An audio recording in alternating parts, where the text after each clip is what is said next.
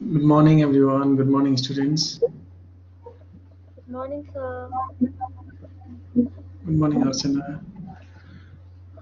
Good morning, Alex, Dipesh, Prasamsa, Praveen. Good morning, Raman, Pritish, Smith, Swaroop, everyone. Good morning, Polishta ma'am. Good morning, sir.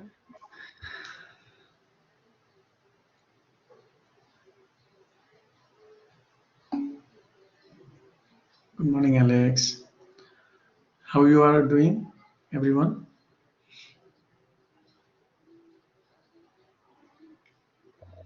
Good, sir. How are you? Okay, doing good. Swaroop is saying he's doing fine.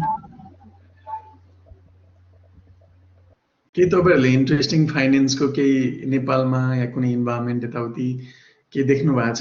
Anyone wants to share?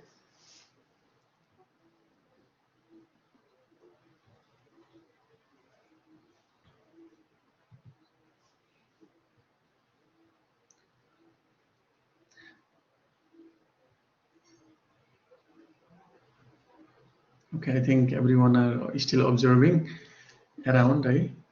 बुझ्दै हुनुहुन्छ अझै मजाले. Okay, so since many of us are joining, let's start with एउटा एकदमै राम्रो article अस्तिको जस्तै. I'm going to share both of these articles in iLearn. So for your future reference, it will be easier for you. You can always go back and refer those either. So today I have an article again from Economist. Wonderful article indeed. We have a lot of misconception about finance, I know. So this article will also address one of the point that debt is good for us, right? And this is something which, as a financial analyst, we must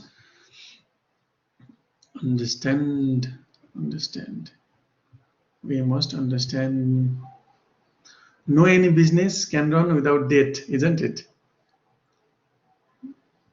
Right? So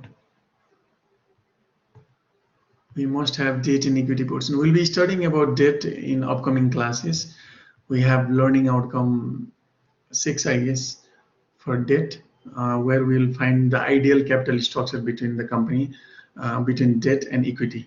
And we'll find that optimal mix where our cost of capital is minimum. Okay. So this is one of the really important concept. Debt is good for you. And many of our parents or our elders, they have taught us in Nepalese custom at least, if we are not from business background, son, daughter, it is it. Please don't take debt from banks. If you are going to take money from others, they are going to your life is going to be distorted. It will be really difficult for you to breathe. So get away from debt. Put all the money of equity on, save first, and then invest. Right? These kind of things are taught to us, isn't it, in our home? But this is something which we must understand. Debt is good for us, and none of the business in the world or none of the successful business in the world can run without debt. So there must be ideal debt and equity proportion. So like every time while we go through article, I'll not go through every pages since we have constraint of time. I'll definitely share this article, and I have highlighted with yellow for your benefit, so that if you want to go through the article quickly, you can just cover the yellow portion. But I think it is almost 6-7 minutes read. It must not take much time of yours. So first of all, let me read one page, and like every time, I'm going to read first of all at step 1, I'm going to read it, and second, I'll open the floor for your questions or any thoughts or anything regarding that page. And third, I'm going to again come back to first page, and then we'll discuss about it. Okay. So shall I start? Yeah, sure, sir. Okay, thank you. Debt is good for you. It was printed again in 2001, January 25th, from Economist print edition. Or so the theorists say. Ever since Franco Modigliani and Merton Miller published their famous papers on the relative merits of debt and equity financing, the central question in the corporate finance has been about the optimal balance between the two. Remember the Messrs. Modigliani and Miller argued that, given certain assumptions, the proportions of debt and equity were irrelevant to the value of a firm. The only difference they made was to the distribution of spoils between creditors and shareholders. This was because the more a debt a firm issued for a given level of equity, the riskier that firm became. Leverage increases the expected return to shareholders, but it also increases their risks. In an efficient stock market, the two should cancel each other out. But a later modified version of Modigliani-Miller theory said something rather difficult. Something rather different. Sorry. It allowed for the fact that the original assumptions, particularly on taxation, might not apply. In America, dividends are paid out of companies' net of tax income and are then taxed again in the hands of recipient. Interest payments on debt, on the other hand, are tax deductible. This means that a firm's overall value should increase as it substitutes debt for equity, and suggests that many firms in 1950s and 60s has too much equity and not enough debt. However, it is clear that over the past couple of decades, they have been trying to rectify that, but not perhaps as vigorously as might be expected.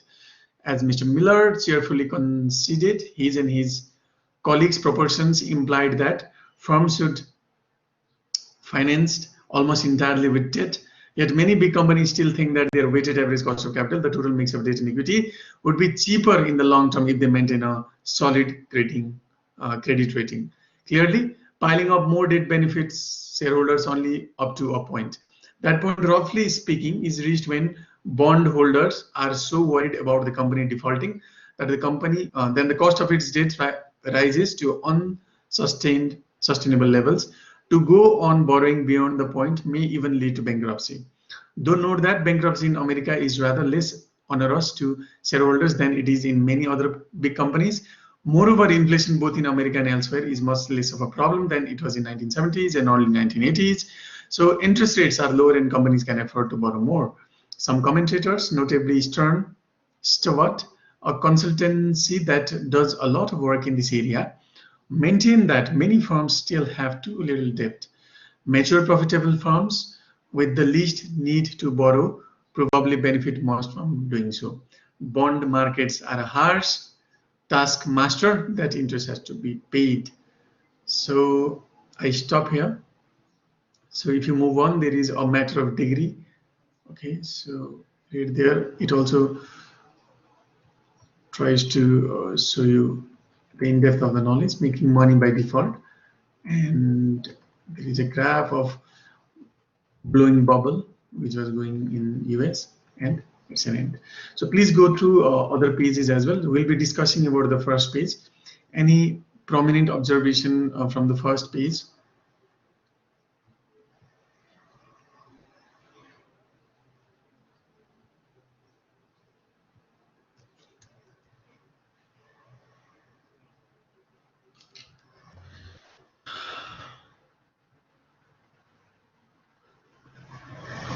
The mix of debt will debt and equity would be cheaper in long term if they maintain solid credit on a 1% value.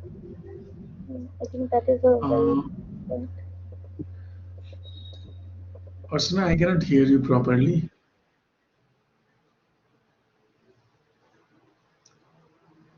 It's not clear. Is it me or everyone?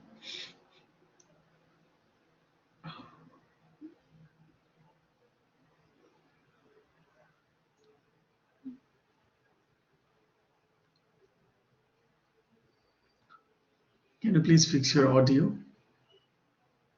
Okay, Arsana. So I'd like to ask class, anyone, please input your insights. Any question, any observation from this first page that is good for you?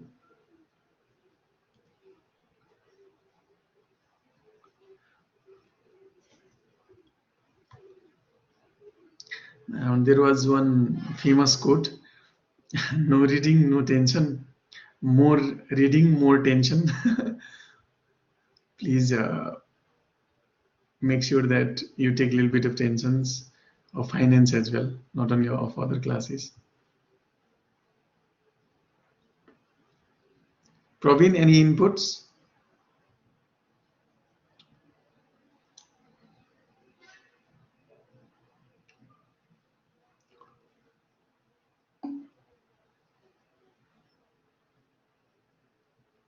Yeah.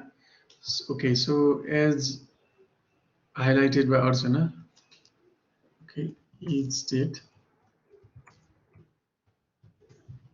good for you article was about the credit rating. Companies are focusing on increasing their credit rating in US, right? So that higher the credit rating and higher the credit rating, they will get credit from the market, and it will be easier for them to access funds from the market. That is a great observation, and this is not only the case of 2001. Today as well, right? Today as well, not only company, all the companies, individuals in abroad or foreign countries where the economy is established, they try to build their credit rating so that they can take more credits, because their consumer spending is based on credit cards, right? Their consumer spending is based on credits. So everyone are looking forward to robusting their credit rating. Great observation, Arsana. Thank you. Any further insights?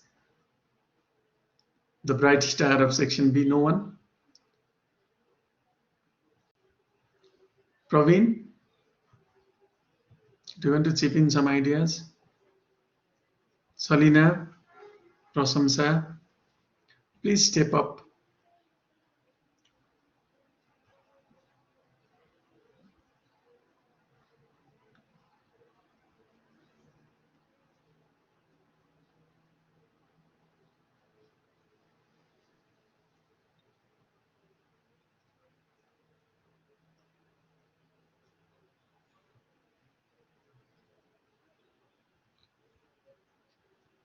Okay, so since we don't have anyone to volunteer, I'm also not going to read this article one by one then. Please read on your own. I'm going to take attendance and move on with the class then, okay? So I'm trying to bring something extra to the table, and if something extra is extra to the basics, maybe I'll share it to you in iLearn. Yes, as Asana was telling, that highlighted points are important.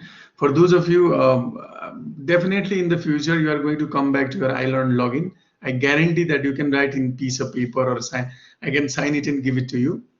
Later on, after 3-4 years, or 2-3 years somewhere, or if you are pursuing MBA or even doing your or starting your business venture somewhere, you are going to come back and read these articles, because these are highly researched, highly applicable articles. These are very, very important. And if you could, I wished you could understand it right now. So I hope that going back home when you have time, well, like you want to do something productive and learn some things, and you can do these 5-6 minute reads. And for this today, not going to dissect it because I did not get many inputs from you. I just got input from Archana. Next time, if I share any article, if you're not going to share some of the inputs with me, I'm not going to dissect the article. I'm going to go with robust slides then directly to the course, no more extracurriculars. Okay, so let us move on with our attendance.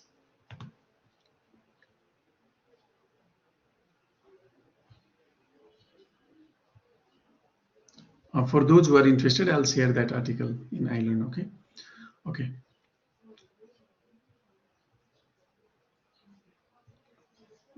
Today, our nominee for revision was Unes. Unes, are you ready for today's revision? Yes, sir. So, Eunice, Eunice, thank you for correction. Eunice, right? Adu. Eunice, okay. Please correct if I misspell someone's name. Okay, thank you, Eunice.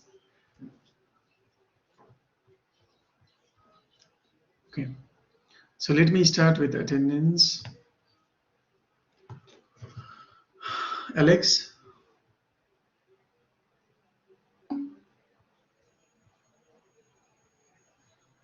Okay, present. Archana? Present, sir. Present. Ashish? Present. Dipesh?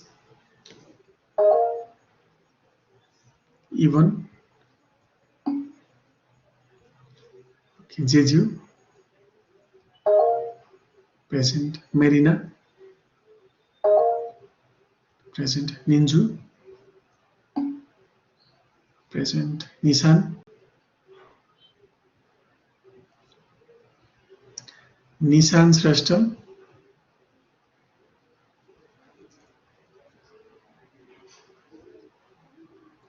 Nissan Srashta absent. Ojaswi? Present. Prakriti? Present, sir. Present. Prasamsa? Present. Praveen? Present. Raman? Present. Ratnaprabha?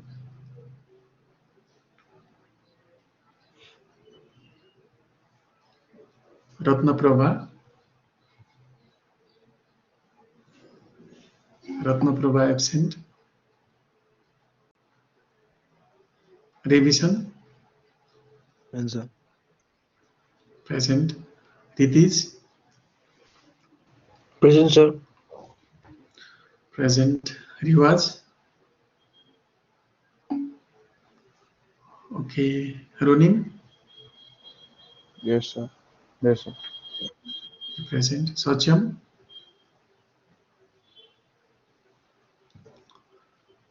Satyam? Satyam Srashta? Absent. Salina?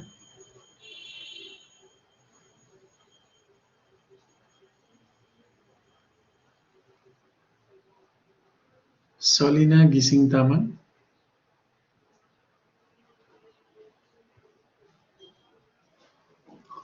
Salina? Salina absent. Sarisma? Yes, sir. Okay, Salina present. Sarisma present. Shekhar? Shekhar Paudel? Shekhar absent. Smith Sakya? Present. Swarup? Present. And Eunice? Present, sir. Present. Okay. Let me call the name of absentees. If you are there, let me know. Nissan Srashta? Nissan Srashta absent. Ratnaprabha Tamang absent. Satyam Srashta absent. Shekhar Paudel absent.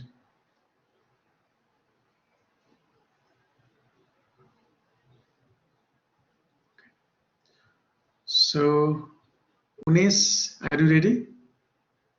Eunice, sorry, Eunice. Yes, sir. Okay, so you'll be given 1 to 5 minutes. You can reiterate whatever we have learned in last class or previous classes in your own words. So I'd like to hand over the floor to Eunice. Over to you, Eunice.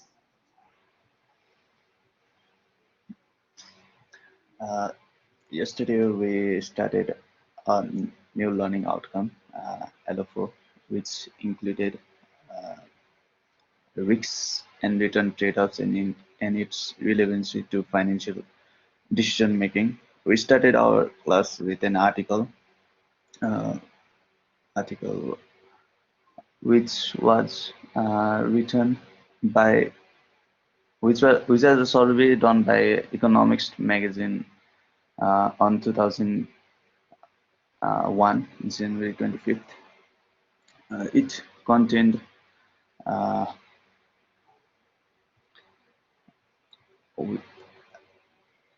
In the article, we found out that shares uh, were 51% from March for all the recent hype about the shareholders' value.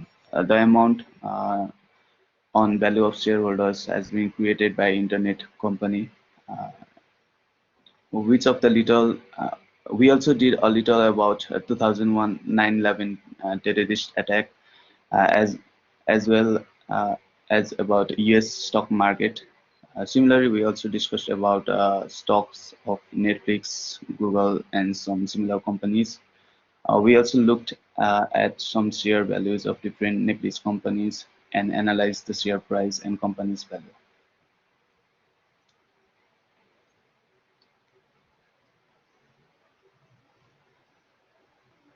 And what we also started a research to uh, service which titled shareholder value and how can you tell a company's worth after that period. That's also.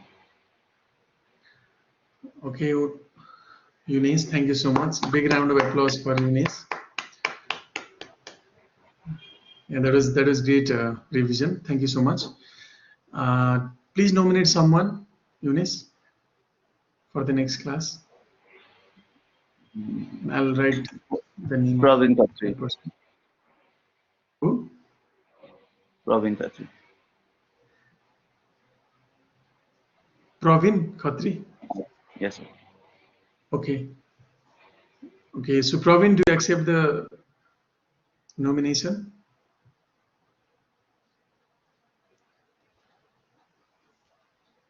Praveen?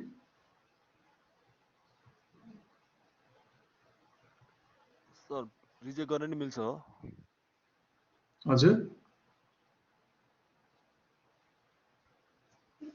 के भन्नुभएको Smit sir reject गर्न मिल्छ मिल्दैन region भन्नु न reject गर्ने भने होइन ठिकै छ सर हुन्छ नि है okay okay so Praveen I'll write your name 6th class revision okay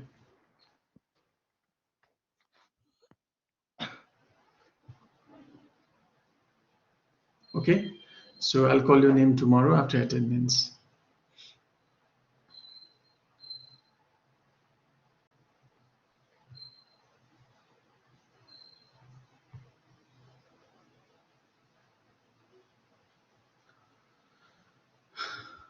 Okay, so yesterday we were discussing about risks and returns. Okay.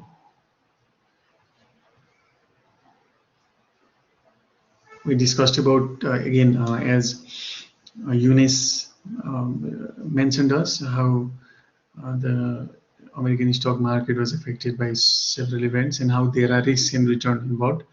So we also discussed about have the risk, have the return analogy. Then we were mentioning what are the learning objectives of this particular learning outcome. And finally, we also touched what are the chapters which we are going to study in this learning outcome. Okay, so let's start from risk and return trade-off. So this is learning outcome 4 and first concept of learning outcome 4, the risk and return trade-off. You see, this is a really important concept of learning outcome 4 and you must understand this term itself, trade-off. Now, by the term trade-off means you are getting something while taking risk, right? You'll never take risk, right? If you do not get, you get nothing, right? There is a ad of Mountain Dew, isn't it? Dar ke aage jeete, isn't it? Right? So dar was the risk, and jeet or winning is its return. So likewise, every risk must accompany wonderful return.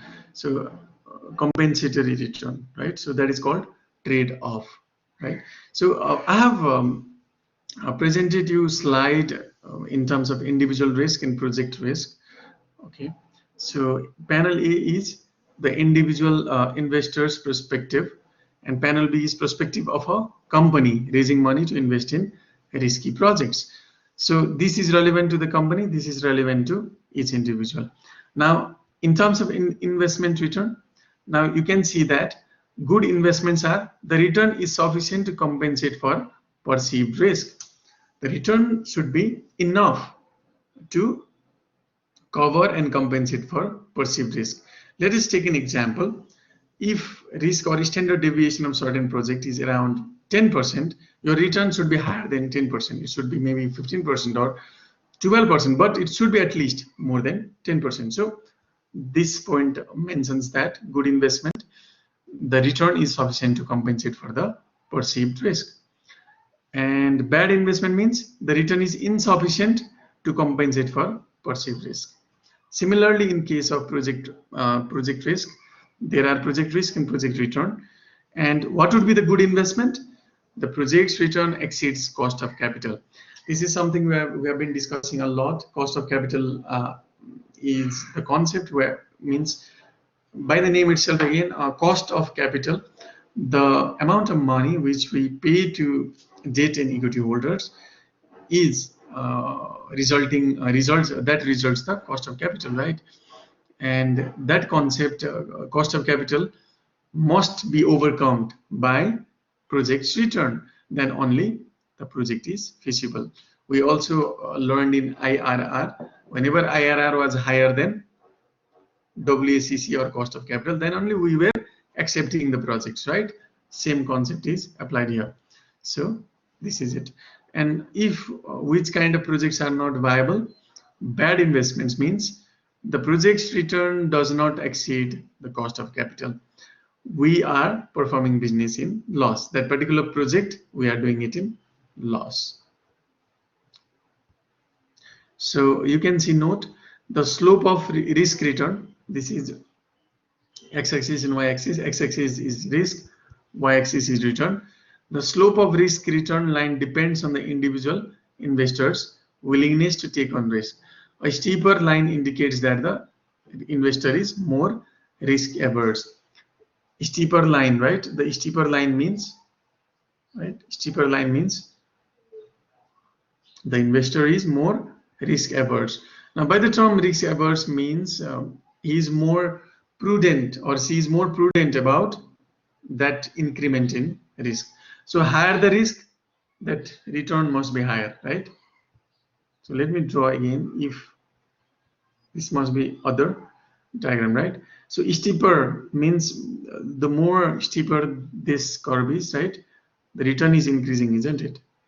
So the investor is more risk averse, means investor wants to be compensated by taking more risk.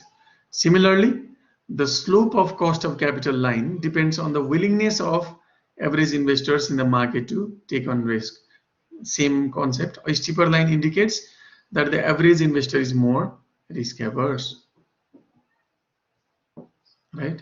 So again, more the risk is increasing, the return is also going up, right? A little bit higher, once at a time, higher at a time, right? It's increasing as the line is moving forward. Any confusion in this slide?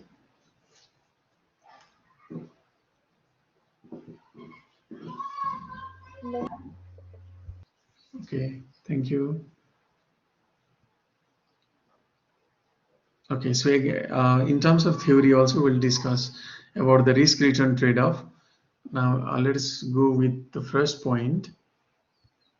No surprisingly, investors who are less comfortable bearing risk tend to gravitate toward lower risk investment.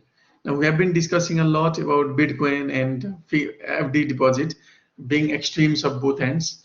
Bitcoin the riskiest and fixed deposit as lower risk investment, right? So if we as a investor, we do not want to take risk, what we'll do? We'll definitely go towards fixed deposit, right? So less comfortable, if we are less comfortable bearing risk, we tend to gravitate towards low risky investment, that is fixed deposit, for an example. So while investors with a greater risk appetite, someone wants to take risk. I think in initial classes, Salina was telling that required return might be higher, so we'll not accept that 1,20,000 after our end of bachelor's, right? When we were discussing in corporate finance class, initial classes. So at that point, maybe her required return is much more higher. Maybe her required return was 50%. So to gain this required return of 50%, she has to invest in stocks or any type of investment which has higher risk than FD, right? Which has huge risk than FD. So her risk appetite is more in the higher risk and higher return investment. Average investor willingness to take on risk also varies over time. It depends on each one of us. Risk taking appetite might be different for Alex. It might be different for Marina. Might be different for Prasansa. And not only it depends on individual, it also depends on time. Maybe we do not want to take risk during night time. Any investment we make during the night time, maybe we want to take risk during the daytime, or seasonal basis. Maybe we want to take in summertime, right? It depends on our mindset as well, right? So lot of factors comes into play, right? It also varies over the period of time. As we have a famous proverb, isn't it, in our Nepali, right? बुढेसकाल लागेपछि अलि डर लाग्दै जान्छ भन्ने कुरा छ नि, त्यस्तै अब more we grow with age, more we become experienced and prudent in knowledge, and less risk we want to take, or we want to take less risk. So this time is the perfect time for you guys to sign, isn't it? So take as much risk as a calculated risk, I would say, not like please calculate your returns and then only take risk, right? So prior to financial crisis of 2008, riskier investments were taken by investors, right? What happens whenever bubble burst, then people are afraid and they are skeptic of their investments. But before, when there is bubble, when there is a honeymoon period, what happens? They enjoy the time, right? Everybody are earning, everybody are making money, and everybody are happy, everybody are financial analyst, isn't it? During the bull period, whatever, whoever tells like today's stock of this company is going to go up, it will definitely go up because it's bubble, right? So at the time of bubble, people will be more accepting to take more risk. And what happened prior to financial crisis of 2008? We discussed about crisis of 2008, right? Bubble bursted in 2008, and then what happened? Investors' appetite to take risk was fallen dramatically. After the crisis, tremendous flight to quality, and investors moved away from riskier investments. Riskier investors were not favored by investors after 2008. है एकचोटिले त्यो चट्याङले हानेको कुकुर तर्सिन्छ भन्छ नि है चट्याङ was 2008 है अनि त्यसपछि they were afraid of taking risk after 2008.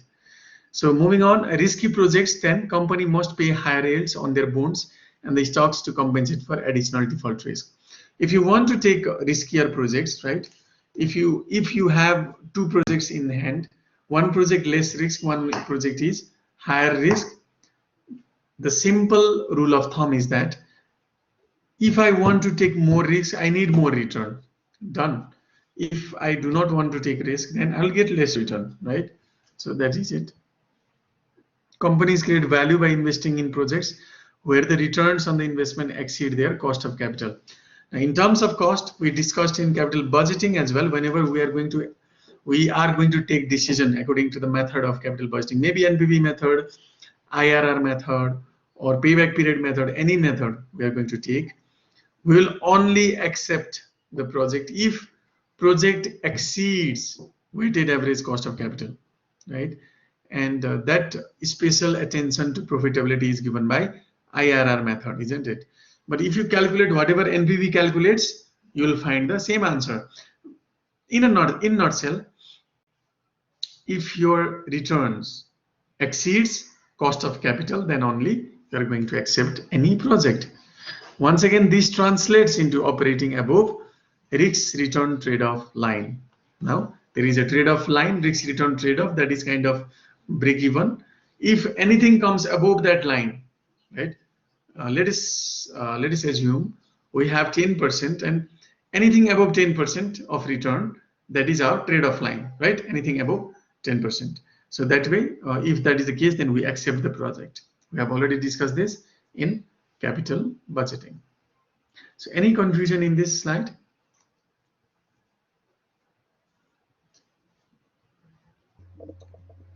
No, sir. Okay, thank you. Any random thoughts, any confusion, please let me know. Okay, so there is a concept of standalone risk and portfolio risk. We discussed that yesterday, isn't it?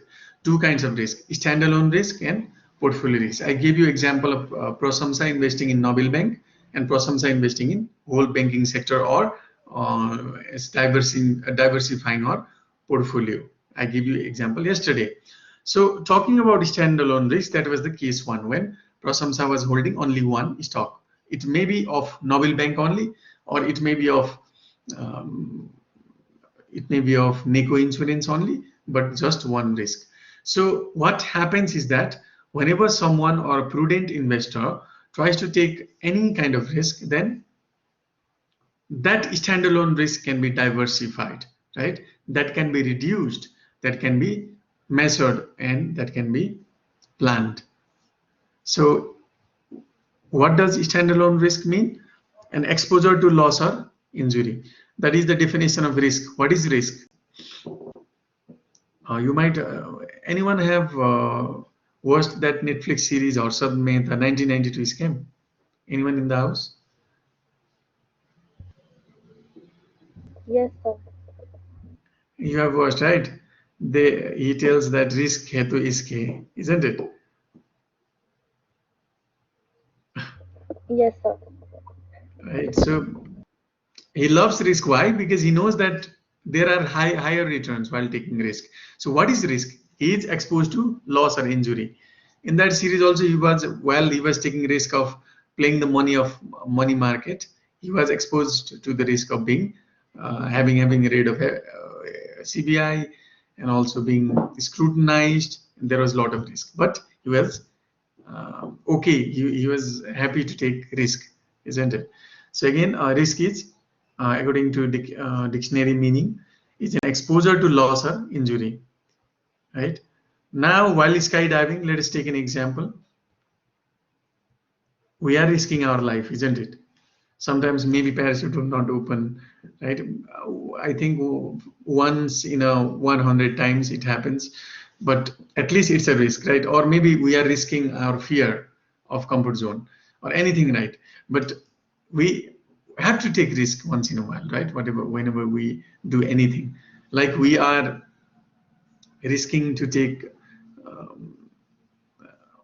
sessions from ACE International. Why?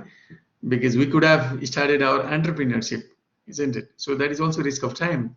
So any decision we take, it involves risk, but it depends on how much risk we are taking, right? Risk, it might be low or high. So maybe one example is while we skydive, we are risking our life. While betting on horses, we are risking our money. We might lose money or we might gain money while betting in horse riding. So these are some of the random examples. You can give any kind of examples regarding risk. So similarly, as an investor as well, standalone risk means for only one asset. It may be land, it may be one stock of Nobel Bank, it may be a commodity market, you are buying gold or crude oil, it might be Bitcoin, but just one asset. That is called standalone risk. If you are taking one stock, one script as your observational subject, so that in that point is standalone. So next is portfolio risk. Portfolio risk is also called these portfolio risk is of multiple assets. For example, you have a portfolio. This is a bag, I would say. In the bag, you have Nobel Bank, you have Neko Insurance, you have Land of Anna at Darbar Mark, right? And also you have one entrepreneurship venture. right? You have one um, beauty products entrepreneur company, okay? So in this case, you have multiple assets, right, which are going to generate you revenue in upcoming times. This case is called portfolio risk. The risk of this case is called portfolio risk. I hope it's clear. No investment should be taken unless, please note, no investment should be taken unless expected rate of return is high. You must have your expected rate of return really high if you want to take good amount of calculated risk, huge amount of risk. Any confusion in this point?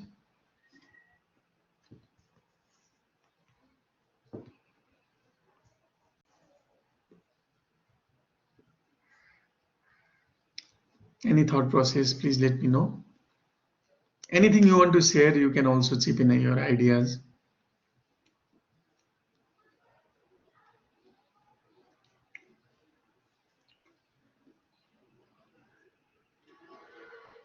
Okay, I think that there are no confusions. So we'll move on to probability distribution and expected return. Now we have to understand how to calculate risk, how to calculate returns, right? Because we have to imply whatever we have learned in our practical life. Today also, if given the fact that you are investing in shares, you are investing in land, you have already started your venture, then you must, after end of this chapter, you must know how to calculate risk. You must know what is your expected return. You must know wait, this is the amount of risk I want to take, and this is the amount of return I want from this project, right? You must know that, okay? So you must know how to calculate those. So moving on with the concept, probability distribution and expected returns, okay? It's all about probability, isn't it? We forecast what is going to happen. Please note that whatever the future incident is going to happen, we always forecast on the basis of reasonable assumptions.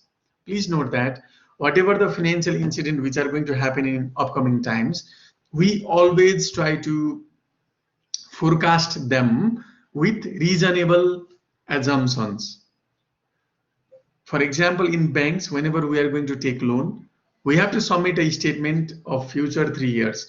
We have to tell that, hey, wait, this is our plans for the future. This is something we are expecting. We are going to generate this much of revenue in first year, this much of revenue after 2 years, and this much of revenue after 5 years. And those revenue are going to flow like this, and these are the costs which will be implied for those inflows. So likewise, you have to submit a statement. That is simply, what are we doing? We are forecasting, or we are providing our knowledge in that reasonable assurances, right? So likewise, probability is one of the very, very important concept when we speak about financial terms, okay? We assume things, right, on the basis of, it might be on the basis of past data, it might be on the basis of similar kind of business working that way, it might be on the basis of international practice, it might be on the basis of your reasonable assurances which you feel it might be correct. It can be different for each one of us. So by the point probability distribution, I mean to say that we also have to have this kind of probability. Economy might be strong, economy might be normal, economy might be weak. According to that basis, our business might grow like this, our project might bring return this percentage and like this. So that kind of assumption we have to make.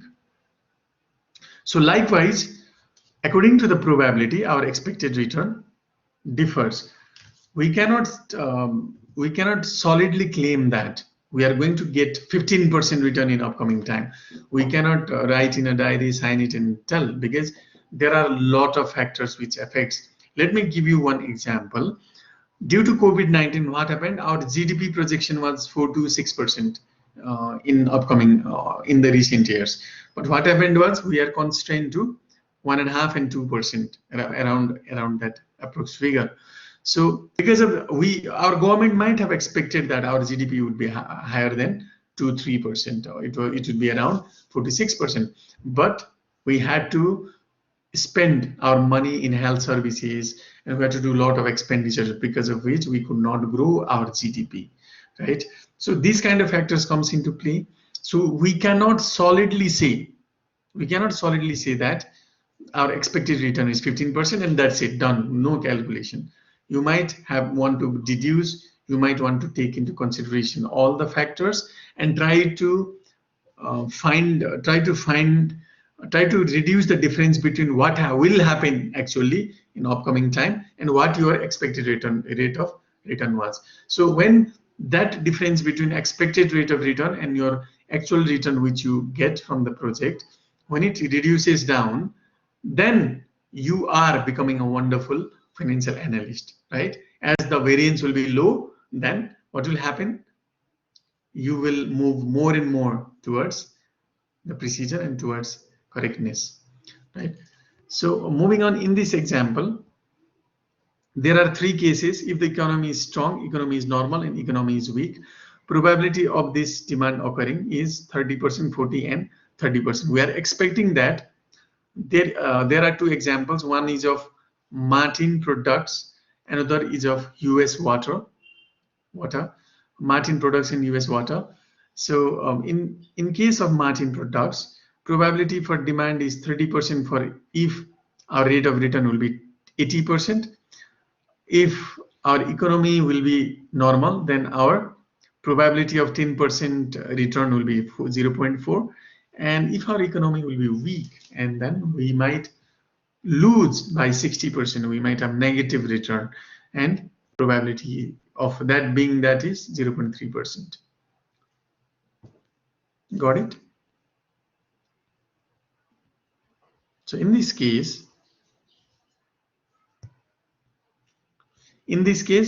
all the probability is 100 and we have different returns, right? So how do we calculate our expected return? We simply multiply probability with rate of return.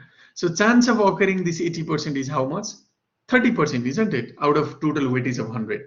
So we take 24. So again, chance of occurring this 10% is 0.4 or 40%, right? So actual rate would be 4%. Now the chance of occurring this 60%, negative 60% is 0.3 or 30%. So that means our rate of return, our product is 18%. And if you take average of all these three, right? If you add all these three, then you get your expected return. If you add 24 by 4, you get 28, minus 18, you get 10%, right? So this 10% is your expected return, right? Your expected return for Martin Products, for the Martin Products company. Similarly, in case of US Waters, what happened? The probability of earning return of 15% was 30%. Probability of 10% return was 40%. Probability of 5% return was 30%. So if we product, we get 4.5, 4 and 1.5. Now, coincidentally, expected return of both the companies are same, 10% expected return. So this is expected return, and this is a data which they might have found with reasonable assurances from some sources, and these are also data which they have found from reasonable assurances. Correct? So any confusion how to calculate our expected return?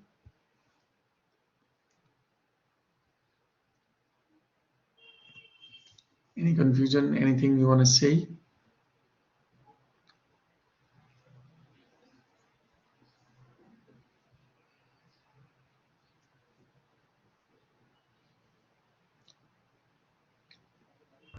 No, sir. Thank you, Arsena.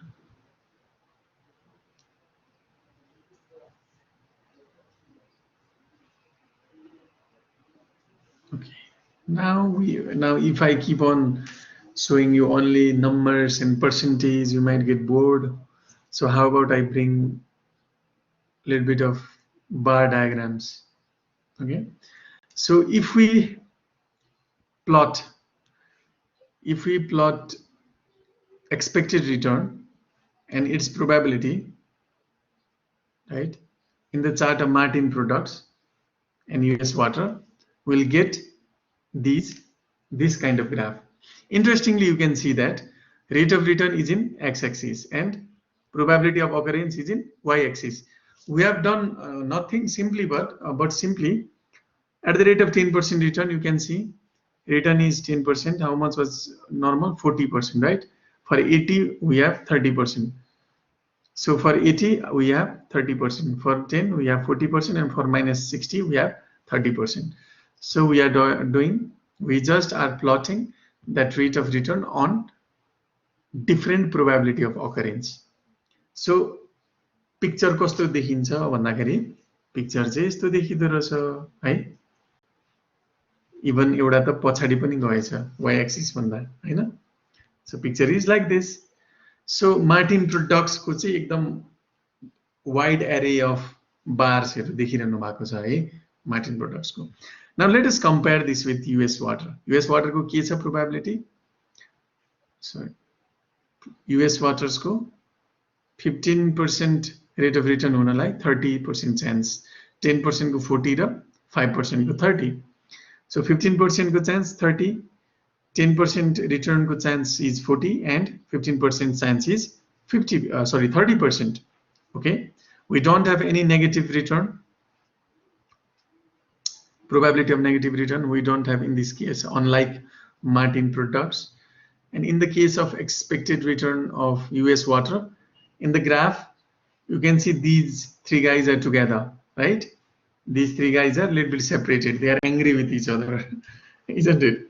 So they are running away from each other, but these are together, like we are together in this. So if we plot this graph according to the probability density, we get this particular diagram. Now you might say that, sir, what is it? It is just that for Martin products you can see that there is a brown graph of this, right? This is graph of Martin products. Now its range is a little bit wide because it has started from minus 62. Its range is from minus 60 to 80, isn't it? But in case of US water, its range is from 5 to 15. So we can see the graph of US water, which is like together, like, right? It has yielded in the same place, and like it's like a bud of mushroom, right, or bud of plant. In case of Martin products, it's a little bit of what it's like mountain, right? So one thing you can see that again the density is a little bit higher, lower in the case of Martin products. They are widely placed, and in this case they are constantly placed together. Now what can we conclude from this figure? From this figure, what we can conclude? US water is less risky than Martin products because there is a smaller chance that actual return of US water end up far below its expected return. What was the expected return of Martin products? We calculated it was 10%. What was the expected return of US water? It was 10%, right? So we can see that from 10%, right, the expected from the expected return of 10%, our probability is not going far away, it's around us, it's in neighborhood of 10% in the case of US water. So it is less risky. I hope you got it. Okay, so in the case of Martin products, our expected return was 10%. We were thinking that we are going to earn 10% from Martin products, but what happened?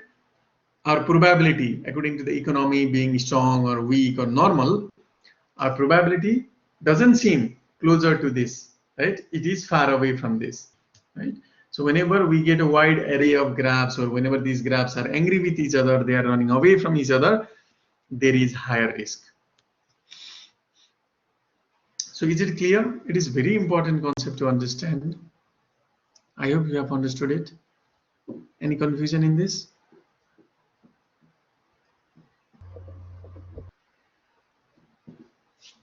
No. Thank you, Eunice. Okay.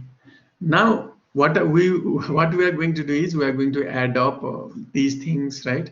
I have tried to simplify every concept so that it will be easier for you to understand from its roots. Now we are going to discuss about how to calculate standalone risk, right? How to calculate risk in the first place. You might say, sir, you were telling us you are going to teach us how to calculate risk, but you are talking about expected return and you are talking about probability. What its role, what it has to do with the risk? Now I have brought you this data so that we can calculate our risk. Okay. First of all, we'll see the example of Martin and US, and we'll also solve one problem in this class, and we'll end the class likewise after completing the slides of standalone risk. Okay. Now again, let us move back. Strong, normal, and weak. In the case, this is a case of Martin products. Okay. This one is an example of Martin products. Martin products. In the case of Martin products, there are probability was 30% for rate of return was 80%, 40 in the case of 10%, and 30 in the case of -60, right? Now higher the risk, higher the interest, isn't it? We also tend to watch those thriller movies where we are in the bench, right? While we are watching. So let's do example of Martin products first, because it seems more interesting, because its risk or its rate of return are deviating from each other from 80 to -60. Is that okay? So let's do Martin products first. So probability 30 of 80%. For 10% return, its probability is 0.4, and for -60% probability is 30%. Okay. Now, what is the expected return? Our expected return is 10%. So what we are going to do? We are trying to find deviation from our 10%. Now, if I have to show you in the graph, this is a 10%, right? We are trying to find this part, deviation. How much these returns are deviating from our expected return, because this deviation is our risk, isn't it? How the density of this deviation is our risk, how much far they are going from us, right? From that required return. Our main line is this, our required return is this. We want this to happen, but they are going away. So how densely they are going away from us, this portion we are trying to find, and we try to find that through standard deviation. We might have learned standard deviation in statistics. Okay, so please, if you have not, then don't worry, I'm going to decipher it bit by bit. So moving on, why are we trying to find deviation? Please understand the concept, because we are trying to find this risk, how far it can go, right? So it can go by 70%, 0, and 70. Now, how did I get it? 80 minus 10, 70. 10 minus 10, 0. 60 minus 10, 70, minus 70. Is it clear? Now, if you square this deviation, right? If you find the square of this deviation, you get 0.4900. This one and this one. Okay. Now, why are we squaring in the first place? If you might ask, we're squaring to find standard deviation. Okay. As we'll find square of deviation, we multiply that squared deviation by probability, right? What is the chance of occurring this deviation, right? The chance of occurring this deviation is 0.3. Chance of occurring this deviation is 0.4. Chance of occurring this deviation is 0.3. Then we get our product.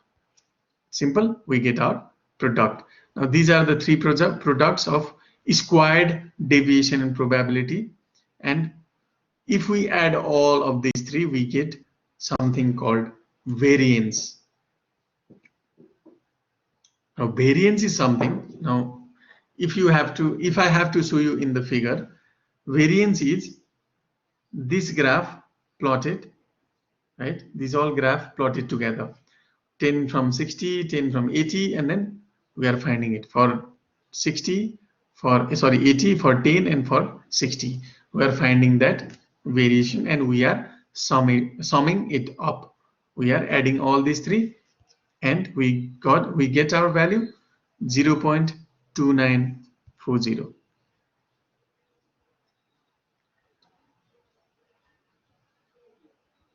Now we have learned from I think a chapter of statistics, the formula of standard deviation is, what is it? Square root of variance, right? Please note it down somewhere. Formula of standard deviation is square root of variance, isn't it? So as we have got variance, if we square root that variance, we simply get our 0.5422. If you have to calculate in calculator, what you can do, you can simply write 0.2940 and get to the power 1 divided by 2 inside the bracket. Then you can get answer from normal calculator. So the standard deviation is 0.54, and if we have to denote, standard deviation is always shown by percentage, and we are shown our standard deviation is 54.22%. Now what does it mean, you might ask me? It simply means that our risk or our probability of not getting this return of 10 is 54%, or we have risk of 54% for that expected return of 10%, right? So our risk is 54% and our return is 10. So any confusion yet in this table?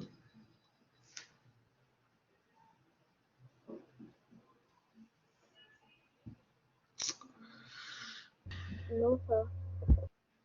Okay, thank you, Arsena. Okay, so in the table above, we have Martin products standard deviation. We found mean. Mean means this one, right? When that 10% is mean, and standard deviation based on a subjective probability distribution. Standard deviation of returns could be found by using historical data as well. So this was the case when we solved our problem through probability, right? It is, I would say that this kind of, in practice, this kind of data, this kind of table is found a little bit less than this kind of data. This is more popular kind of popular way of finding standard deviation. This is more popular. Now you might ask me why? Because probability, finding any risk or standard deviation in terms of probability is much more difficult than finding through expected or past data, okay, or historical data. And we have been accustomed to calculate or predict the future on the basis of past data. For example, like in fashion, what happened was whatever the fashion was there in 1980s, 1970s, now it is now coming back in 2020, isn't it?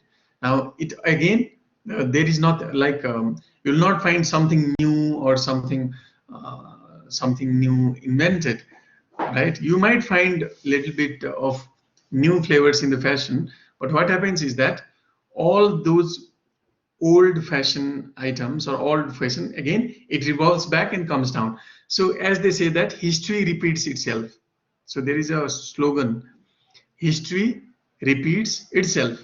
So abiding by that slogan is we try to find data by historical data, and in practice as well we calculate standard deviation through this method widely, and not only us, it's widely accepted all around the world. So let us solve through our historical data. So these are data in 2015, return of the company was 30%. Similar for Martin products, okay? Please note that I'm doing this for Martin products, not for US. So US, what was it? US water. Okay. So for in 2015, our return was 30%. In 2016, our return was minus 10%. In 2017, our return was minus 19%.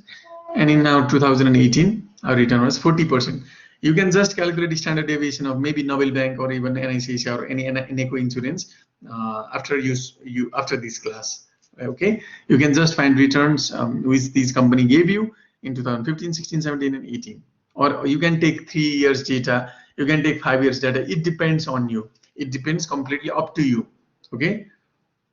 You might ask me, sir, why are you taking data of 4 years? It's not necessary for you to take data of only 4 years. You can take for 5 year or 3 year as well.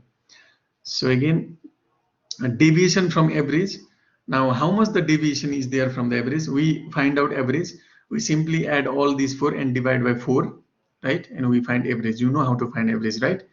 30 plus minus 10 plus minus 19 plus 40 divided by 4. You get your answer, 10.3. Now, average return of these 4 years is 10.3. Now, again, we find deviation because now what we are trying to do, we are trying to find this, how much that those average are, from the average, how much these returns are deviating from this average return, right? Like this, if this is 10.3, okay, and 10.3, this is 19.8, and this is minus 20 or something, right? So how much it is, this is a bar of this, right? So 10.3 is this, okay? So how much deviation these figures are, or how angry are they are from 10.3, right? Or how much far away they are trying to go. So this is the thing which we are trying to find from this. So we are simply we are subtracting this our average 30 from 10.3. We get an answer 19.8, and then again we calculate those for all 4. Now we square the deviation, right? As we will square the deviation, we get this answer 0.390, 0.0410, and then likewise. Now if we sum all these, if we sum all these 4, we get our answer 0.2541. Okay. Now you see there is a formula of standard deviation, square root of, okay, I think here is less space. Okay, square root of, right, summation of, this is a return of that particular return minus return of average, right?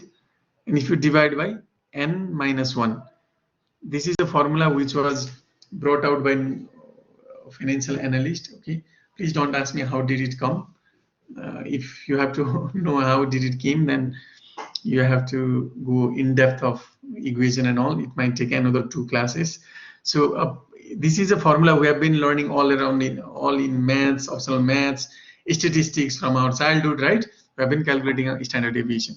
So if so, let me try to explain this. Formula as well. So RT is that particular return, right? This is a deviation 19.8. Our average is average 10.3. Now it is telling us, this RT minus average is telling us how far it is trying to go. Now summation means, hey, look, please add all those deviations in the graph, because I'm not trying to find deviation for one. I'm trying to find deviation for whole project. So this summation means add for year 2015, add for 2016, add for 2017, and please add for 2018 as well.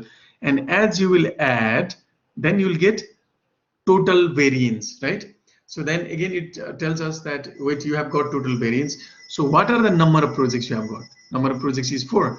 How about, since there is one average of 10, so how about we reduce it by 1, right? So you get answer 3, and then you get square root of that, because we had squared this variance, right? We had squared this variance from this number. So what we have to do, we have to again cancel it out by square root, isn't it?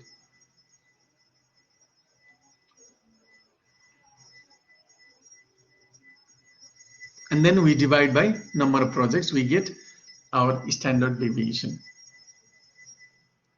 So if you have not understood, I will again do one problem so that you will understand it better.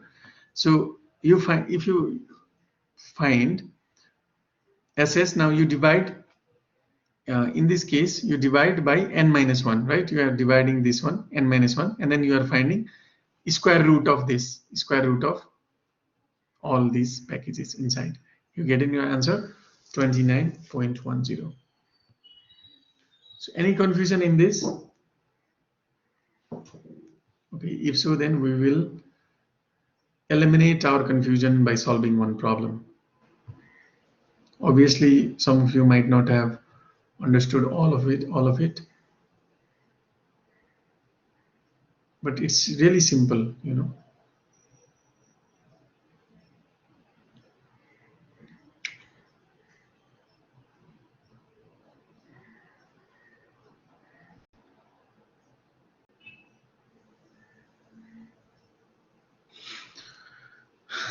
Anything you have not understood, please let me know.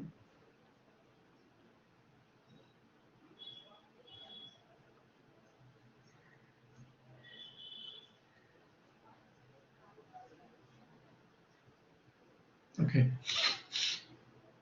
Now you might let us do standard deviation of project water as well.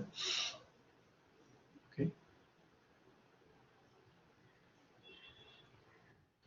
Okay. So I'm demonstrating you this problem in Excel sheet, but please note that you can calculate it in your copy and through your calculator. Okay. There is no hard and fast to do in Excel sheet. Okay. While doing in Excel sheet also, you can find it like this way. So I'm trying to tell you both ways to solve the problem. Okay, so in case of standard deviation of US, in case let's calculate standard deviation of US water. In the case of US water, what was it? Those other returns were not angry, right? They were together with our required return. Our required return was 0.1. So probability of finding 0.1 was 40%. Probability of finding return of 15 was 30%, and probability of finding return of 5% was 30%. Okay, so they were closer. They were coming closer together. Then obviously by the graph we can keep this in mind that standard deviation of US water must be lower than standard deviation of Martin products, right? So let us see whether it is correct or not. Now deviation, we are trying to find that how far they are going with each other. Now as we are calculating, what are we doing? We first of all found our average. We multiplied, we summed all of these three returns and we divided it by 3. We are simply finding mean of all these three, or average. In other terms, it is also called average. Average, right? Divide all the returns, divide by number of returns. Simple formula of return. So moving on. Now, as we have found average, what we are trying to do? We are trying to find that plot, how far they are going with each other, right? From not each other, from expected rate of return. So we are subtracting this return with our average return. So when you subtract 0.15 by 0.10, you get 0.05. Now for 0.1 minus 0.1, you get your answer 0.10, and sorry 0.00. And finally, when you subtract 0.05 by 0.10, you get negative value 0.05. Clear? Now we are squaring the deviation. In the calculator, you can simply calculate by putting that power figure and then 2. Okay, now this is called square deviation. Similar, square of 0 is 0, square of 0.05 is positive 0.025. Right? So moving on, what now we are trying to do, this is our square deviation, and these deviation, how much chances are there? So we might find, what is the chances of finding this much of square deviation in our graph? So we multiply it by probability, correct?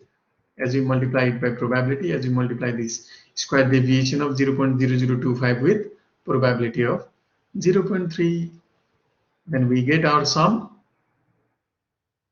We get our sum of deviation E3 is to E6. Now you might say, sir, I did not understand it. What are you trying to do then? It is simply summation or sum. It is E, right?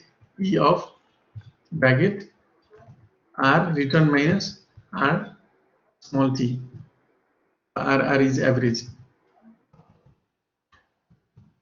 Average bracket to the power square. So can I say that this and this is same? This formula which I calculated 0.015 and this one is same. How? Let me show you piece by piece.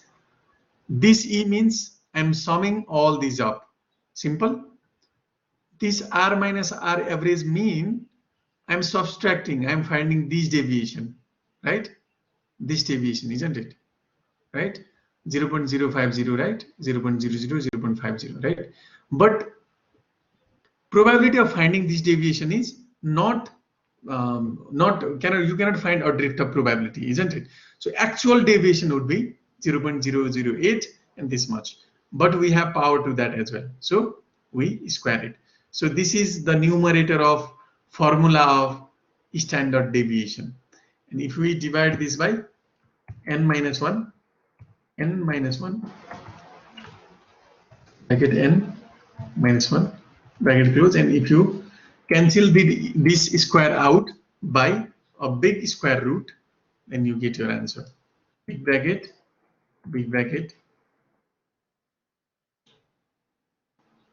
1 divided by 2, right? So this is the formula. So it might seem a little bit difficult here, but I hope you understood the concept, how the formula is calculated. Okay. So if you sum these up, now what we are trying to do, we are now finding average of this, right? We are trying to square root this answer. And finally, our standard deviation is 3.87298%. So any confusion in this very important table, you must understand it to calculate standard deviation. And today also, if you want to find standard deviation of your investment, you can go back home, find returns, right? And then find the probability and simply find standard deviation.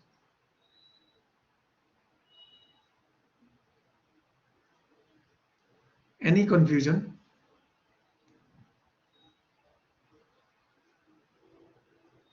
No, sir. No, sir. Thank you so much, Unis and Archana. Okay, now let us compare between US water and Martin products. Shall we? The standard deviation of US water was how much? 3.8%, right? In terms of percentage.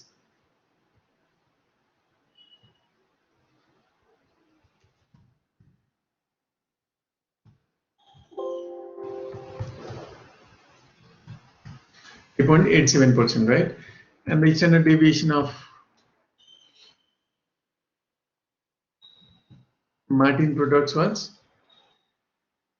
how much? 54%, right? Standard deviation of US water was 3.8%. Standard deviation of Martin products was 54%.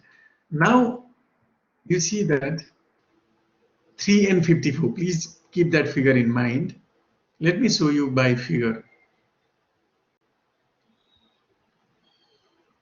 है बुझ्दै जानु भने एकदम रमाइलो छ है, एकदम रमाइलो छ हेर्नु है यहाँ। अब यो हेर्दा तपाईहरुलाई के लाग्छ हेर्नु त, हेर्नु न फिगरले नि भन्छ नि है यो स्ट्यान्डर्ड डेभिएसन कुनले जित्ला भन्दाखेरि यसको त बढी हुनु पर्यो हैन, फिगरले नि भनिरहेछ नि त लगभग हैन। यसको 54% देखिरहेको छ, यसको 3% देखिरहेको छ standard deviation. Okay, from our return, यो रिटर्न भन्दा नेपाली भाषामा यो हाम्रो 10% जुन रिटर्न छ त्यो रिटर्न भन्दा हामी कति पर जान सक्छौं और त्यो रिटर्न हामीले नपाउने रिस्क कति छ भनेको 54% निस्क्यो के। So there is only 46% of chances that we are going to get this return. 10 बाट 80 हुन सक्ला, 60 हुन -60 हुन सक्ला, 10 होला, तर 10 चाहिँ नहुने केस चाहिँ 54% हुन सक्छ। अब सेकेन्ड केसमा युएस वाटरमा 10 नहुने केस कति छ त भन्दाखेरि सँगैसँगै हुनुहुन्छ नि, यहाँ ग्राफहरू है सँगैसँगै छ, मिलेर बसेको छ हैन, टाढा गएको जस्तो छैन। त्यही भएर सानो हुनुपर्छ है, यो फिगरबाट नि त देख्नुभयो नि, यो सानो छ, यो लामो छ है। त्यही भएर यो चाहिँ सँगसँगै भएको केसमा तपाईहरुले what you can conclude is that पक्कै पनि यसको स्ट्यान्डर्ड डेभिएसन कम हुनुपर्छ। So this is more risky, this is more risky project, this one is less risky project हैन, सिम्पल छ नि। लेट मी शेयर यु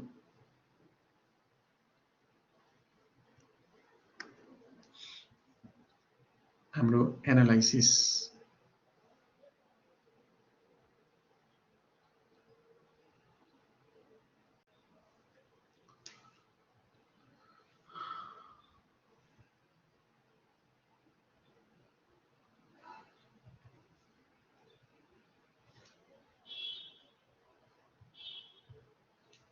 Okay, so standard deviation कति छ यूएस वाटर को? It's 3.87%, मार्टिन प्रोडक्ट्स को 54% हैन। अब हाम्रो रिक्वायर्ड रिटर्न कति थियो? 10%। यसलाई पर्सेन्टेजमा गरौँ न ल।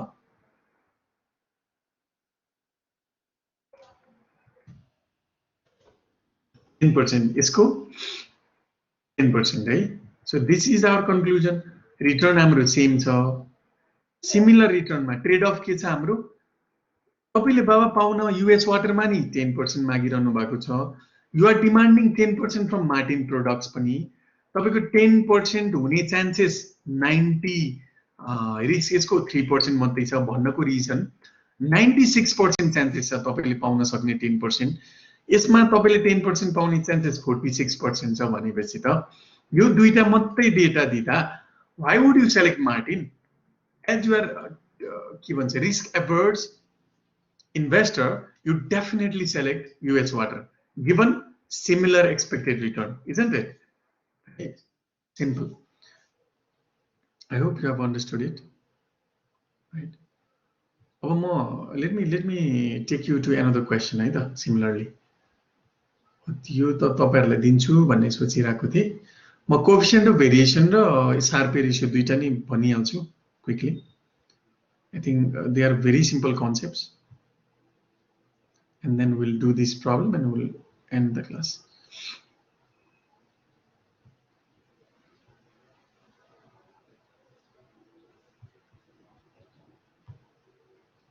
Okay, so there is a concept called Sharpe ratio and coefficient of variation. हामी यहाँ थियौं हैन यो स्लाइडमा। Moving on, के छ? Coefficient of variation and Sharpe ratio. If choices has to be made between two investments that have the same expected returns but different standard deviation, most people would choose the one with lowest lower standard deviation and therefore lower risk, right? Higher तपाईलाई higher return दिएको भए पो तपाईले Martin products choose गर्नुहुन्थ्यो होला नि त हैन। Okay, so second case, how do we choose between two investments if one has higher expected return and but other has lower standard deviation? To help answer the question, analysts often use other measure of risk. One measure is coefficient of variation. हामीलाई अहिलेको एक्जाम्पलमा पो सजिलो भयो, required rate of return same थियो 10%, तर practically त्यस्तो हुँदैन। Practically के हुन्छ? रिस्क हाई हुने बित्तिकै रिटर्न पनि हाई हुन्छ। If standard deviation is high, generally our return is also high. अब यु क्यानट कम्पेयर नि त, you cannot compare if you are given only standard deviation and return, because रिटर्नले एउटा भनिरहेको छ, स्ट्यान्डर्ड डेभिएसनले एक थोक भनिरहेको छ। हो त्यो दुईटै कुरालाई चाहिँ आन्सर पत्ता लगाउनलाई when standard deviations are different and returns are different, we have got the formula of coefficient of variation. Coefficient of variation CB भनेको is equal to standard deviation divided by required return. Simple. Standard deviation divided by required return. Sir, formula त भनिदिनु भयो यतिकै। What does it mean? It means that amount of risk you take. Let me repeat, amount of risk you take for unit of return. Right? Amount of risk you take for unit of return. तपाईले 1 रुपैयाँ कमाउनलाई P ratio भनेर सिकेका थियौ नि हैन, कति price तिर्छौं यति कमाउनलाई, यति यति आम्दानीको लागि, how much price do you pay for this much of earning भने पी रेशियो। त्यस्तै how much of risk you are giving for this much of return. Let me repeat, how much of risk you are taking for $1 return or this much of return, त्यो भनेको coefficient of variation हो। जसको सिबी लो हुन्छ you accept that, जसको CV high हुन्छ you accept that. Okay, coefficient of variation shows the risk per unit of return and it provides a more meaningful risk measure when the expected return on two alternatives are not same. दुईटामा are different भएन भने त मजै आएन, are different भयो भने पो confusion हुन्छ, confusion भएपछि पो आन्सर आउँछ। सिम्पली ओके, सिम्पली हजुर केही भन्दै हुनुहुन्छ हो कसैले?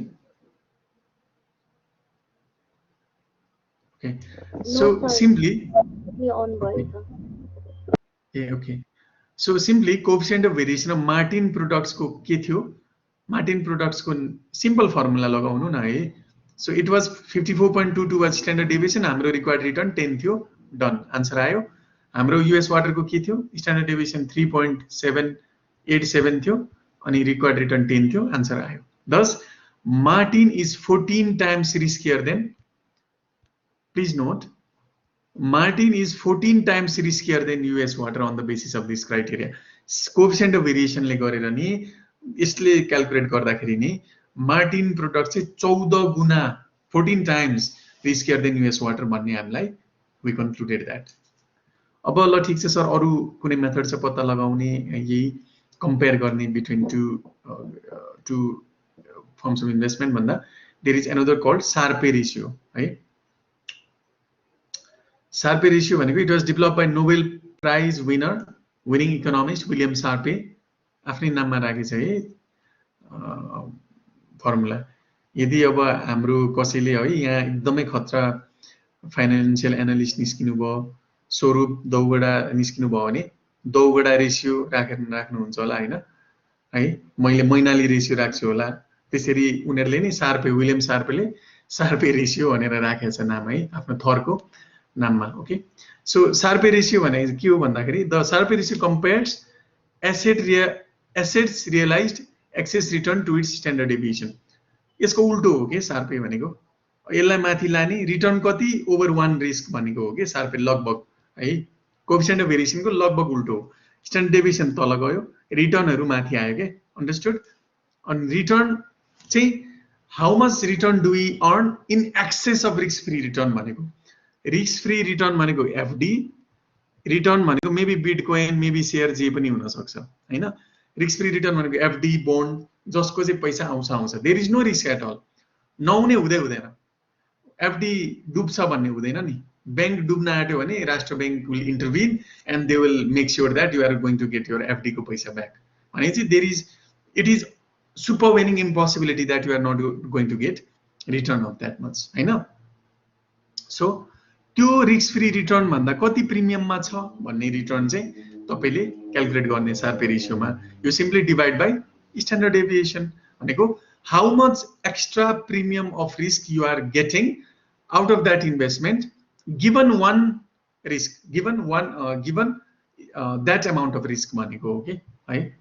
Access return measure the amount that investor returns are above the risk free rate, so investment with equal with returns equal to risk free rate will have zero Sharpe ratio है। Risk free rate नि 4 छ, तपाईले FD मै हाल्नु भयो भने Sharpe ratio 0 हुन्छ के। FD मा तपाईले रिस्क फ्री रेट भनेको एफडी भयो एक्जाम्पल और bond, so you are going to invest in FD itself, so how much is Sharpe ratio 0 by deviation is 0 right, so you get your Sharpe ratio 0। In nutshell investment with higher Sharpe ratio performs better because they generate excess returns per unit of risk, excess returns per unit of risk। यही line मात्रै बुझ्नु भयो भने नि पुग्छ। any excess higher excess returns per unit of risk is called Sharpe ratio. Okay, अब अहिलेको एक्जाम्पलमा find गरौँ न त। युएस वाटरको के थियो सार्पे रेशियो 10 भनेको तपाईको रिटर्न थियो हाम्रो required return minus 4 FD divided by standard deviation of 3.87%. Saarpe ratio was anything above 0 is nice, so 1.55 is great, while Martin product will have a Sharpe ratio of 10 required return, 4 FD ma halne, haina, risk free return, and divide by standard deviation of 54%, you get an answer of below 0.11. Then you are not going to accept it because you are taking a lot of risk. So once again, US water is expected to perform better because it has same expected return as Martin products, but with considerably less risk. Okay. Okay, so we'll discuss about this tomorrow. Okay. So we are already in 31. Let me quickly show you through this problem. I'll share this problem in your iLearn pani. तपाईहरु गएर हेर्नु होला weekend ma.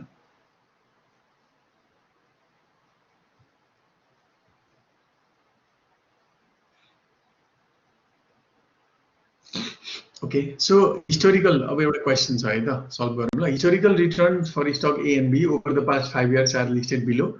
Risk free rate is 3%. अहिले हामीले calculate गर्यो नि FD मा हाल्यो भने 3% पाउँदो रहेछ रिस्क फ्री रेट हैन. रिस्क फ्री रेट भनेको 3%. यो भनेको FD भने नि भयो, बन्ड भने नि भयो, नो रिस्क भने नि भयो, जे भने नि भयो. So it is 3%. So moving on, your data is given by question 1 2 3 4 5. Our return for A is 20%, 30%, 2%, 6, 18. B 25, 18, 50, 10, and 21.5%. Right? So our question asks, what are the coefficient of variation for stock A and B? For coefficient of variation, our formula ke cha? Standard deviation. What is the formula? Anyone? Please help me here.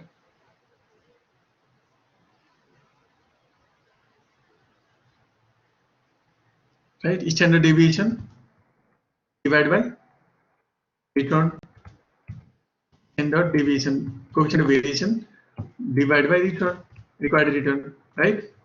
Required return. So what do we have to do? We have to find both standard deviation and required return. Can we do that? Of course we can, because we have given data of 1 to 5 years, right? So let us move on with the question. Solution, we simply write for stock A this much.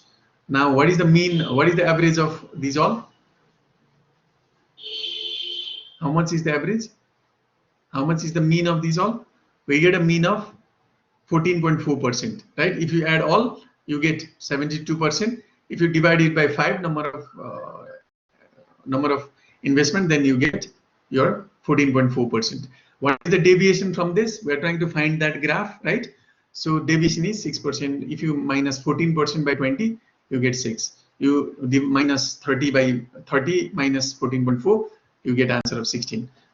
Please ignore the decimal, okay, for now. So if you minus 2 by 14, you get 16, right? So likewise, you find deviation. We square the deviation for the benefit of formula. Again, 1 to 5, these are the rates. Our average, if we sum all these and divide by 5, right, number of, then we get mean. As we get mean, we find deviation. Right, from this 25 minus 24, so right, 25 minus 24.9, you get an answer 0.1. Then you find this accordingly. Then you square the deviation. Moving on.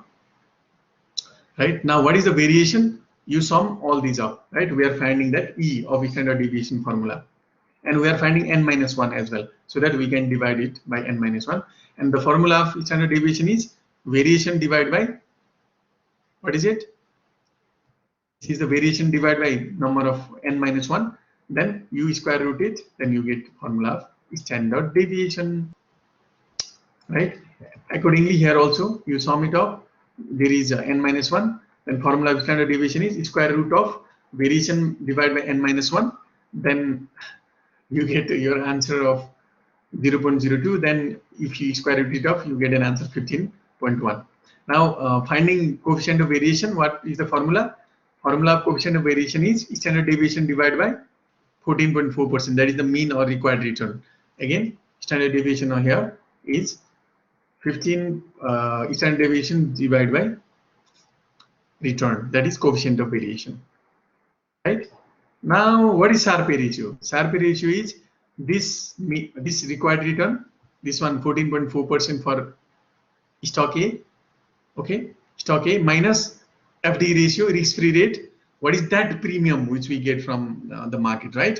And when we divide by standard deviation, we get Sharpe ratio. Sharpe ratio simply means that how much return we are getting out of taking that extra risk.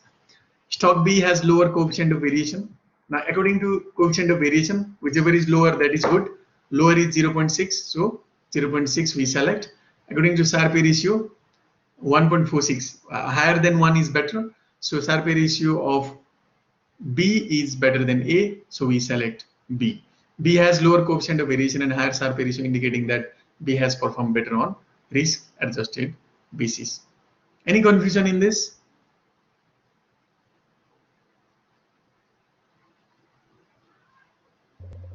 No, sir. All right, so we have already exceeded time. Let me share this in iLearn. So please go through it one by one, and you'll clear. It will be easier for you to understand. Okay. So with this, we have come to an end of this class. Thank you, everyone. Thank you for your undivided attention, and have a nice weekend. Have a nice day. Bye bye. Bye, sir. Have a nice day. Okay, let me stop the recording.